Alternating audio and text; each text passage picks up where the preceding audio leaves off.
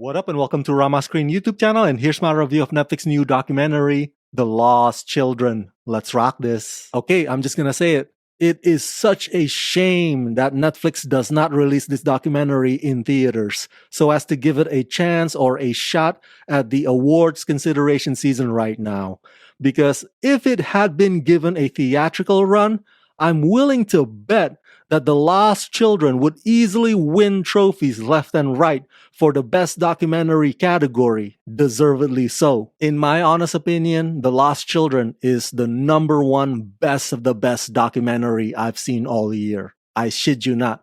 There were moments when I was watching it that I started crying and crying because it was so deeply moving and harrowing and somber and simultaneously enlightening and humbling and profound. The survival of those kids is already amazing and incredible in and of itself. And so to see that packaged and chronicled in a format that is equally impressive, you can't help but feel somewhat glad to know that their story gets its proper respectful treatment.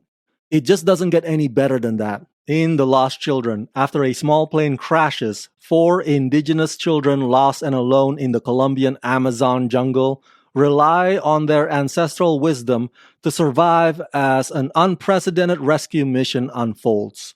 Directed by Oscar winner Orlando von Eisendel, with Colombian Jorge Duran and British-Peruvian Lali Houghton. This whole situation kind of reminds me of those Thai soccer kids who got lost inside that cave. Remember that one?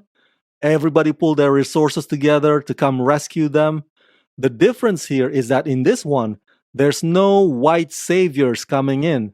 It's all just a joint effort of various aspects of local Colombians, and that is where the strength of this docu truly lies. You have the Colombian military, you have the indigenous community, and you have people who are connected to the children's family.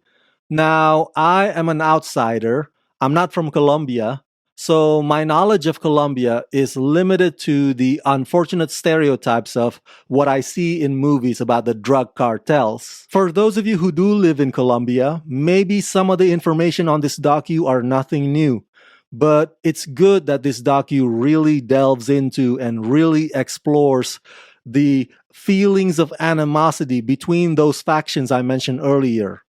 It goes to show you how much they have to look past or overcome, which is not an easy thing to do, in order to team up for the sake of those children. The documentary also doesn't gloss over the dangers of Amazon forest. I mean, if the airplane crash doesn't kill you, the starvation would, or the natural elements would.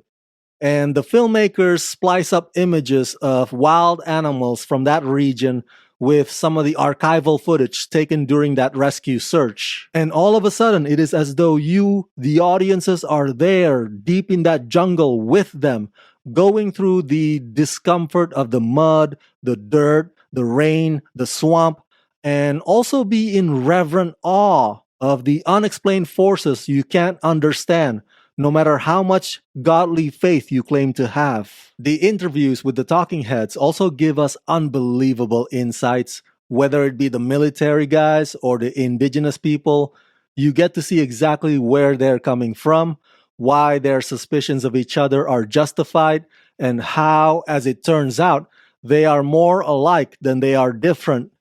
This docu positively goes out of its way to humanize all of them and doesn't favor one side over the other. Even though much of this docu is told through the lens of the rescuers, they do give a significant moment nearing the end for one of the kid survivors to share her side of the story. I think if this docu had not included that, it would have felt like something's missing. Luckily, that's not the case here. And what she reveals just gets me sobbing all over again. One perspective from one of the survivors is more than enough.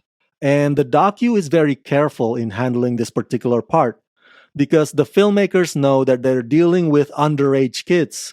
And so a lot of the times their faces are either blurred or covered, and there's even a bit of simple yet effective animation to illustrate their emotions. And so their on-screen exposure is minimal, which is good.